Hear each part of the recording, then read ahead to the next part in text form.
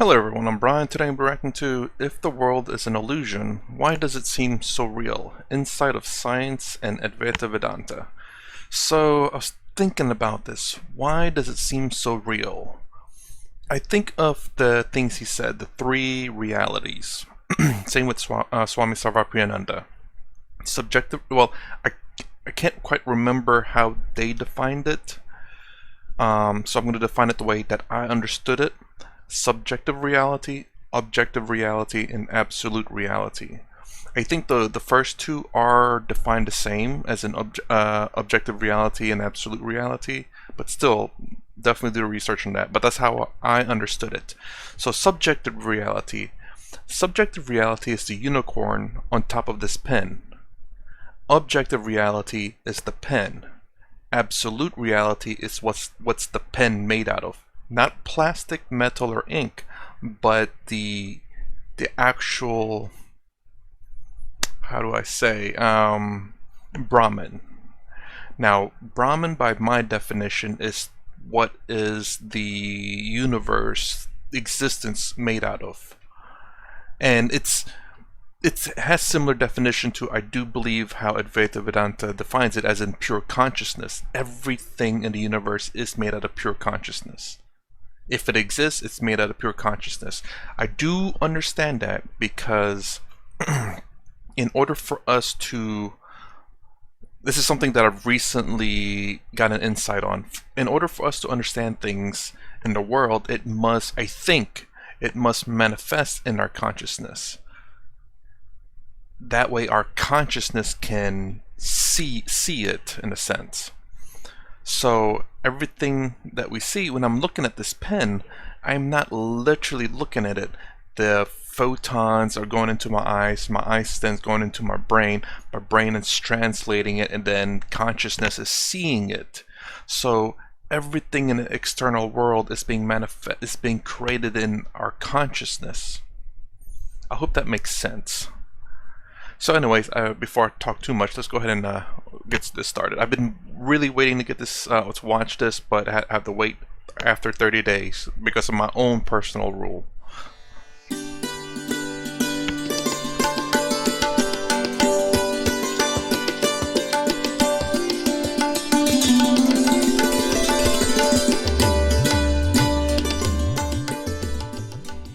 Nothing you experience is as real as it seems to be. To fully appreciate this, be sure to watch the guided meditation at the end of this video. There's an enormous gap between appearance and reality, between how you perceive things and what those things really are. For example, the sky looks blue, but air is colorless, and outer space is black. The video you're watching right now is actually a series of still images projected on a screen, 30 images per second. And when you watch the sunset, the sun doesn't really travel downwards. The horizon moves up as the Earth turns on its axis. All these examples show something you already know quite well. Appearances can be deceiving. It's natural to believe that your 5 senses of sight, hearing, taste, smell, and touch give you an accurate representation of the world around you. But the fact is, your powers of perception are extremely limited. Experiencing the world through your 5 senses is like looking through 5 little pinholes pierced in a heavy blanket covering your head. Science has shown that you can only perceive a minute fraction of what really exists. For example, a dog can sniff and differentiate 50 times more smells than you can. Your ears can hear only a narrow range of pitches, and your eyes can only see colors from red to violet. But beyond those pitches and colors lies a vast range of sound and light that you simply can't perceive. The point is, because the range of your senses is so limited, you can't fully and accurately perceive the world around you. Well spoken there. Again, I would have never thought of this, even though I know that our senses are limited. I just would have never came up with the fact that our senses are limited for some weird reason. But yes, that is very well spoken. Even though I've in science class and all that, you see the spectrum that we can see. There's infrared light that we cannot see. There's a whole bunch of blue light, black light. I can't remember which light it was that we can't see. It's really crazy. And again, even though I knew all of that, and I knew that our senses are limited, I still would have never thought our senses are limited until, I mean, again, it's not quite, I don't know how to explain it. It's just weird to say that, oh, I've come to learn that our senses are limited, even though I knew that our senses are limited. Only a tiny part is accessible. And there's another problem. Everything you see, hear, taste, smell, and touch is conveyed to your brain by your nervous system. Then, your powerful brain produces a mental representation or model of the world. That mental representation of the world is what you directly perceive, not the world outside. To understand this better, consider the fact that each of your eyes sees a flat, two-dimensional image of whatever you're looking at, like two photographs taken by a camera. Your brain combines those flat images into a three-dimensional view, a view that has depth and distance. Look around you. The three-dimensional image of the room you're in is actually a mental representation of the room. You're only indirectly aware of the room because your experience is mediated by your brain and senses. Now, before we continue, it's really important to ask, just how accurate is the mental representation of the world produced by your brain and senses? Does it differ in any way from the world around you? Researchers in psychology and neuroscience have shown that your mental model of the world is based partly on what your senses perceive and partly on additional information supplied by your brain.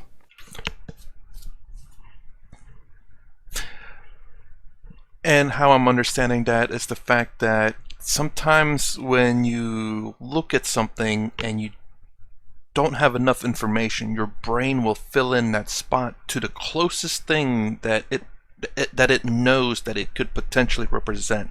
So for example, if this was a blurry image, my brain will automatically kind of formulate that to be something long and pen-like.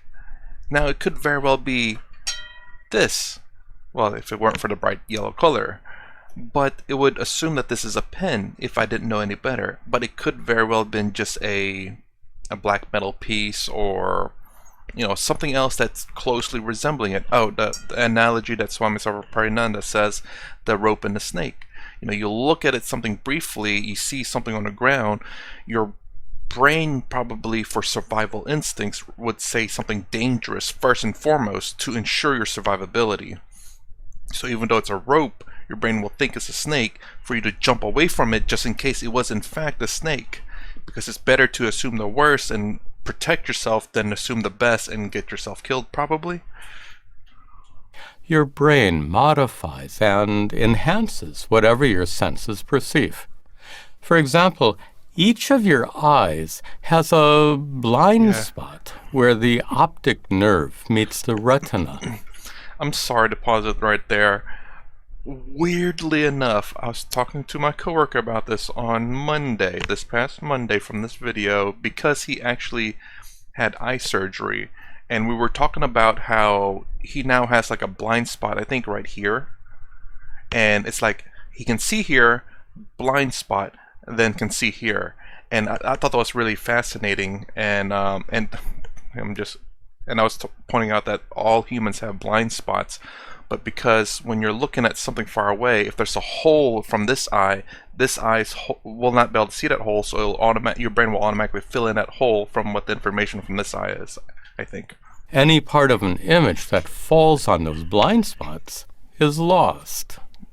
Yet, images in your mind are complete and free from gaps because your brain fills in any parts that are missing. Your brain also transforms the series of still images you're watching right now into a continuously moving picture. Yet, even though your brain usually enhances what your senses perceive, it sometimes makes mistakes. Just sometimes. That's why these lines look crooked. And that's why the sun seems to go down at sunset. So you have to ask, is the world in your mind an accurate and trustworthy representation of the world around you? Again, sorry to pause, but yeah, look at optical illusion stuff. Those were really fascinating. It's just really cool to look at and realize how perception is very weird. You have to admit that the world you experience is an incomplete and sometimes defective version of the world around you. This conclusion is amazing, and it has far-reaching consequences. Because the world you experience is conceived in your mind, it's similar in many ways to your experience when you're dreaming. When you dream, you create a world in your mind. Your dream world is based on memories and imagination, whereas your experience of the world around you is based on sense perception. Yet, both the waking and the dream worlds similarly exist in your mind. Okay. Your experiences of waking and dreaming are not so different. Sometimes your dreams are so vivid that they seem utterly real. And when you're awake, in the midst of a terrible tragedy, you might feel like you're having a bad dream. You can appreciate the similarity better if you imagine that you suddenly lost the use of your senses. Suppose you were blind, deaf, and totally numb from head to toe. What would you experience? Well, you'd still experience a world in your mind, a world based on your memories alone. Strangely enough, what he just said there is exactly. I was thinking about when I was talking to my friend about videos like this that I'm reacting to, and how I don't know if he would. This is a different friend that he would believe this. He'd probably think of this as nonsense, and I wouldn't necessarily disagree with him earlier on, but the sheer fact that as a watch, I understand what they're trying to say. And how I would explain this to him, especially how our world is manifested in consciousness, and it makes sense. But yeah, I was trying to think how to explain it. What he said there was pretty close to it. He might have done actually a lot better job than my thoughts were. Now, in that strange condition, would you know whether you were awake or dreaming? How could you tell the difference? In the absence of sense perception, it's impossible to distinguish being awake from dreaming. The waking world and dream world both arise in your mind. Every day they come and go. When you wake up, your dream world disappears. And when you fall asleep, the waking world disappears.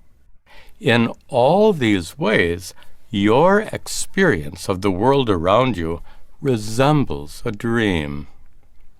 This comparison is made in many important texts on Advaita Vedanta.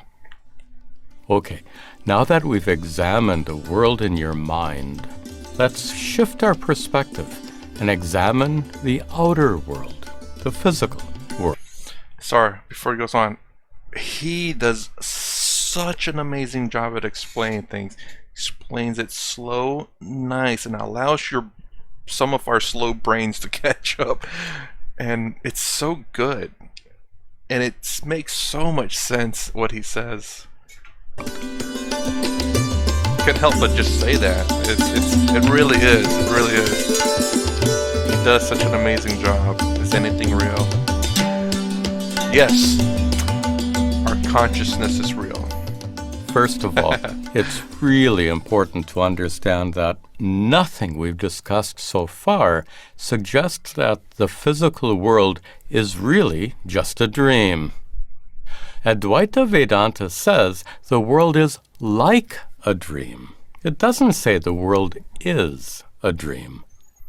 The world is compared to a dream to show that it isn't as real as it seems to be. According to Advaita Vedanta, the physical world does indeed exist, but it's not absolutely real.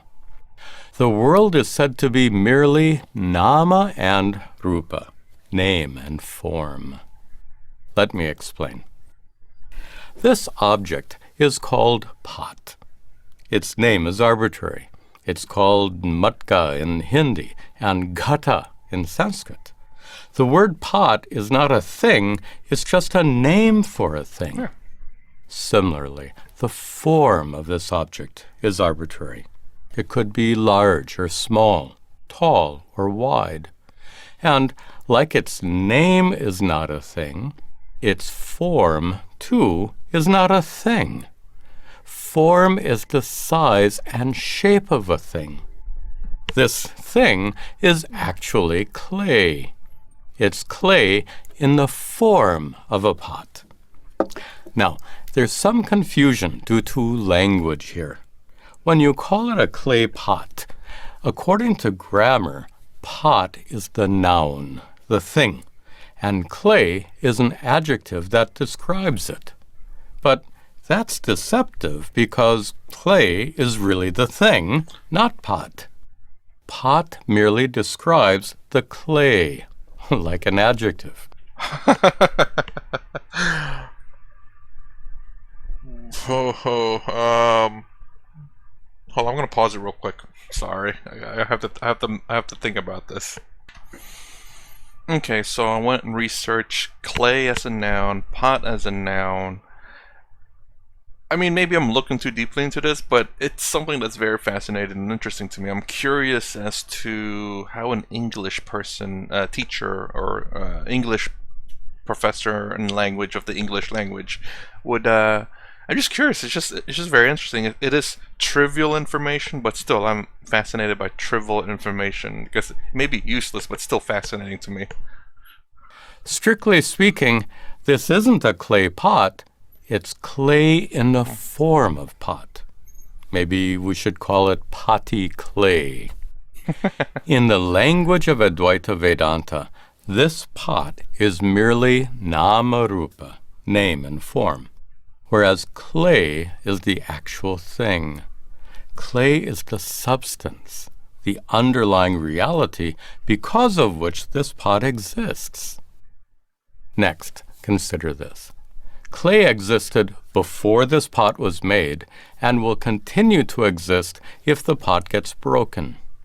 I'm sorry. I wanted to pause there. I'm pausing so much, I know, but this is bringing up so much of my mind thinking like, again, I try to think of all possibilities, and someone could come and argue, so, well, there's metal pots, there's wooden pots, or I'm sorry, yeah, pots.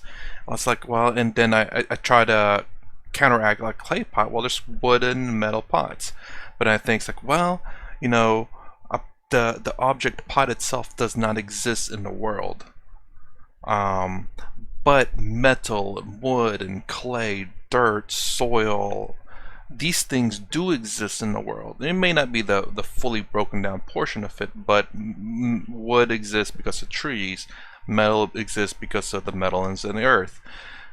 Pot, there's nowhere in the world that it exists. It is created from certain things. And that's how I understood that portion of what he was explaining. That the pot, clay exists before the pot was ever made. In that, I got the fact that pot doesn't exist at all. Nowhere in the world you'd find pot, but you will find objects that are name and form, as it was explaining, in shapes of pots or cups or plates. Was made and will continue to exist if the pot gets broken. This pot can come and go. It's transient, ephemeral. Clay, on the other hand, doesn't come and go. Clay exists independently of the pot, but this pot depends entirely on clay for its existence. Based on this, we can say that clay is more substantial. It's more real than the pot. But that doesn't mean this pot is unreal. The tiny elephant standing on my hand is unreal. Hey. This pot isn't like the elephant. It's a unicorn? It exists. It's just less real than clay. In Sanskrit, the word mithya is used to describe the reality of this pot. Mithya describes things that are apparently real, things that exist as nama-rupa, names and forms, things that exist depending on an underlying substance or reality. Advaita Vedanta uses the same language in describing the world. The world around you is nama-rupa, name and form, like the pot. And like this pot depends on an underlying substance for its existence, the world depends on an underlying reality for its existence. That underlying fundamental reality can be understood as pure existence, existence itself. The ancient rishis called it Brahman. The world is mithya, apparently real, whereas Brahman is satyam, absolutely real. Apparently. Brahman exists independently of the world, like clay exists independently of a pot.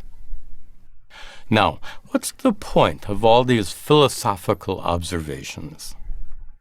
Well, just like the representation of the world inside your mind is not absolutely real, the same is true for the world around you. The physical world is merely nama-rupa, name and form. Like this pot is not as real as clay, the world is not as real as Brahman. Even from a scientific perspective, the world isn't as real as it seems to be. Consider this table. It seems to be solid wood. Yet, wood is made of tiny atoms. Each atom, you might remember, has a positively charged nucleus with negatively charged electrons spinning around it. There's a lot of empty space between the nucleus and the electrons, so the atoms in this wood are more than 99.999% empty space. This table isn't as solid as it seems. Oh, I love that. That's fantastic. And that is something that's interesting too. It's another thing that scientists, that I remember them saying, that we're never actually ever truly touching each other. I am not actually touching this pen. There is an amount of space between the atoms of my fingers and this pen. I am genuinely not, at least from the last information that I remember, is that I'm genuinely not touching this pen. So technically, there was a joke out there, I remember in TikTok some time ago, when someone said they punched someone. It's like, well, technically, officer, I never touched the person, scientifically speaking. That's hilarious. It's mostly empty space. But then, why does it seem so solid? Well, my hand is also made of atoms. and the negatively charged electrons in the atoms of my hand are strongly repelled by the negatively charged electrons in the atoms of this wood. So my hand is actually repelled by the table, and neither my hand nor the table is truly solid. How strange is that? No kidding, right? This is one more example of how perception can deceive you. This wood seems solid, just like the sky seems blue, and the sun seems to go down each evening. To understand what the world really is, you can't blindly accept everything you see, hear, taste, smell, and touch. Your ordinary experiences make the world seem much more real than it truly is. Then, how can you break free from this illusion? How can you see the world exactly as it is? That's what we'll discuss next.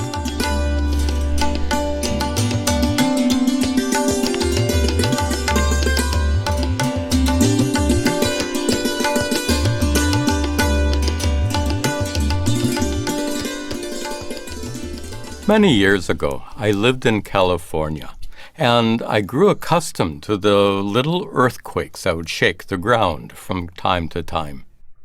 One of those earthquakes was large enough to knock books off their shelves and cause some minor damage.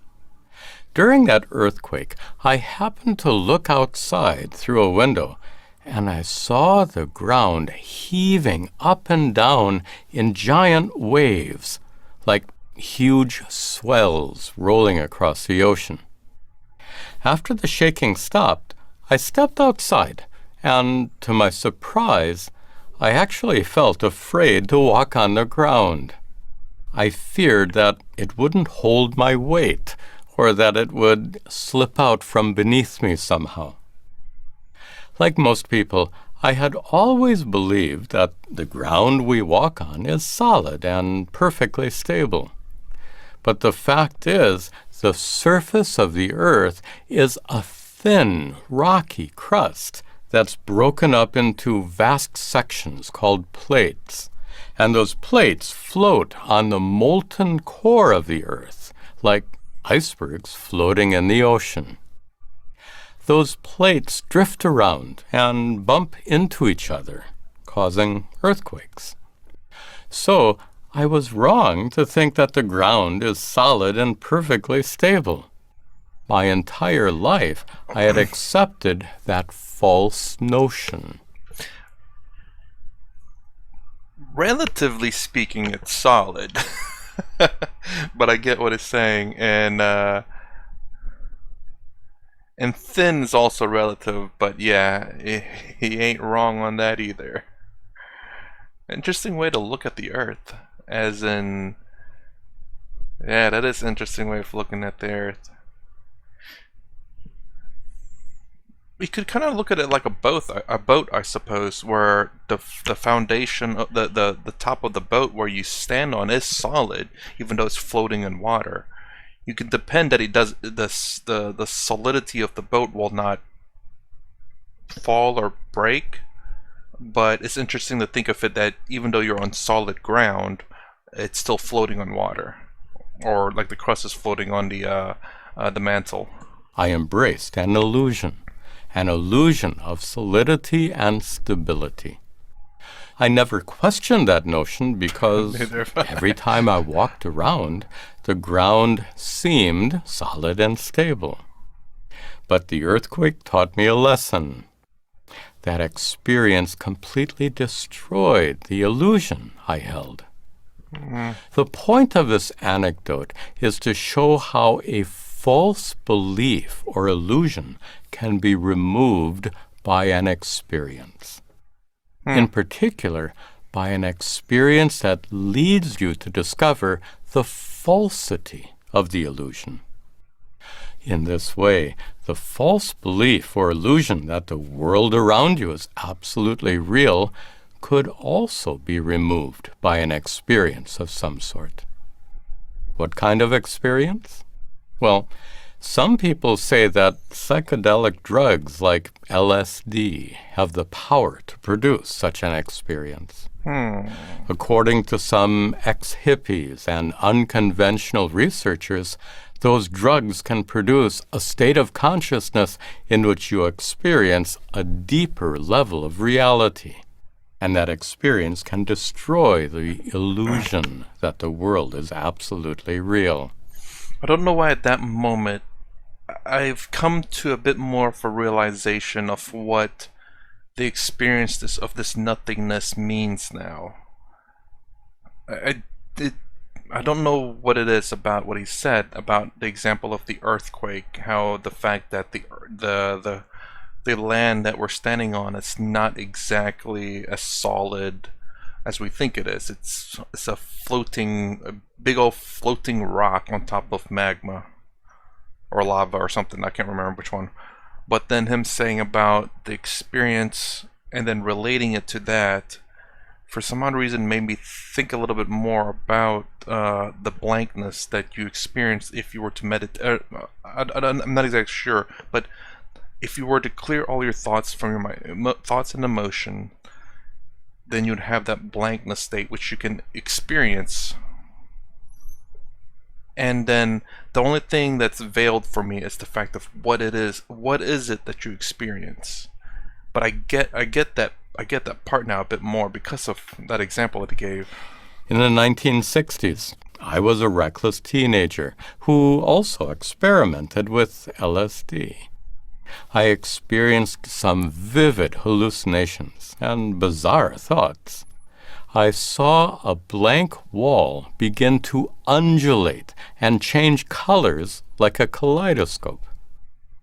Those experiences led me to understand that my brain produced a model or mental representation of the world that could be badly distorted by LSD. Yet I failed to experience a deeper level of reality, as some people do. In retrospect, those experiments were extremely foolish and could have harmed me. Many years later, after I began to practice meditation regularly, I learned that my drug use had been completely unnecessary. His voice there sounded a bit odd, like it was a bit different. I was going to go back and see if it matches with his mouth movement, but it looked like it did. I'm too busy reading as I listen. You can use certain kinds of meditation to strip away the veil of illusion that makes the world around you seem absolutely real. First of all, meditation turns your attention inwards and helps you gain a better understanding of how your mind works. In this way, you can more clearly recognize the model of the world that's continually constructed in your mind, and you can become increasingly aware of the model's limitations and defects. To recognize this, it's best to practice meditation techniques that lead you to watch the activities of your mind as a detached witness or objective observer. You can find a detailed explanation of those practices in my videos on the inner journey, a course in meditation. Eventually, those practices can change the way you relate to the world. Instead of falsely believing that you directly experience the world, you'll always be aware of the fact that you're really experiencing a model of the world in your mind. For advanced practitioners, there's another way that meditation can help you realize that the world is not absolutely real. Deep meditation can lead you to reach samadhi, a state of total absorption. In samadhi, no divisions of any kind remain. No division between observer and observed. No division between experiencer and experienced. In the state of samadhi, all that remains is you. You in your fundamental, essential nature as pure existence, as Brahman. Then, with the help of Vedantic teachings, you can personally discover Brahman to be the underlying reality because of which everything exists. Direct knowledge of Brahman can radically transform your worldview. How? Like knowing clay makes you realize that pot is merely nama-rupa. In the same way, knowing Brahman makes you realize that the entire world is merely nama-rupa. There's one more way that meditation can help strip away the illusion that the world is absolutely real. If you've accepted this illusion your entire life, it's deeply embedded in your thinking, and it's become central to your worldview. How can you remove such a firmly rooted false notion? Certainly, watching this video isn't going to be enough. To remove that habitual wrong notion, Advaita Vedanta prescribes a particular kind of meditation, a technique known as nididhyasana. Nididhyasana is unlike most meditation techniques that make your mind silent or create a special state of mind. Rather, nididhyasana is meant to help you contemplate and fully assimilate profound spiritual truths, truths that you've previously discovered. That process of assimilation can completely transform your worldview. To understand how it works, suppose I sat next to you in a movie theater while you watched a really powerful, dramatic film. Like most people, you'd probably get deeply immersed in the plot, and you might even forget that you're watching a movie. Then, instead of seeing talented actors on a Hollywood stage, the scenes would look quite real to you. Suppose I were to tap you on the shoulder and whisper, "Remember, it's only a movie." That would immediately break your immersion in the movie. You might even feel like you popped out of the movie, so to speak. Him talking about this, sorry, just real quick too, it reminds me of another story. I can't quite remember the story, where there's three people locked in a cave and they're forced to face a wall, and all day they can only ever see the wall, and they can only ever see just shadows of people going by. And I think, I can't quite remember the story, but now I kind of want to look that up and look deeper into it. But because all they've ever seen the entirety of their life is shadows going by the wall, they think that's real reality, that that's the world. When in reality, we know that there's more to the world than the shadows going across the wall. Very much what is, I think what he's describing here, it reminded me of that in a way. But after a while, you'd probably get immersed in the plot again. So suppose I were to tap you on the shoulder once every minute to remind you that it's just a movie. That repetition would ensure that you never again get immersed in the plot and consider the scenes to be real. Now, just like you can pop out of a movie, you can pop out of the illusion that the world is absolutely real. The moment you recognize the world to be merely nama-rupa, the illusion of reality gets shattered, and you get an insight into the nature of Brahman. Profound insights like this can be extremely powerful, but they often fade away, and after a while, the world seems absolutely real again.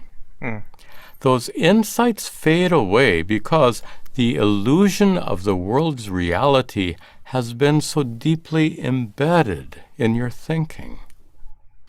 To break free from that habitual wrong notion, the practice of nididhyasana is essential. Nididhyasana makes use of repetition to completely overcome habitual wrong notions. By repeatedly reflecting on or contemplating the teachings we've discussed here, wrong notions can gradually be weakened and eventually eliminated altogether. To show you how nididhyasana works, we'll conclude this video with a brief guided meditation. We'll draw upon the teachings of Shankaracharya, the great master of Advaita Vedanta. Shankara was famous for expressing an important fundamental truth in just half a verse. He said, Brahma Satyam, Jagan Mithya. Brahman is Satyam, pure existence, absolutely real. Jagat, the world, is Mithya, apparent, mere names and forms. In this practice, you can close your eyes and mentally recite those words as I recite them out loud. While chanting Brahma Satyam, you can reflect on Brahman being the underlying reality because of which the world exists. And while chanting Jagan Mithya, you can reflect on the fact that the world you experience directly is just a mental representation of the world, and the world around you that you experience indirectly is merely Nama-rupa. Okay, so the last portion is about the meditation. If you want to listen to the meditation, there will be a link in the video and description for this.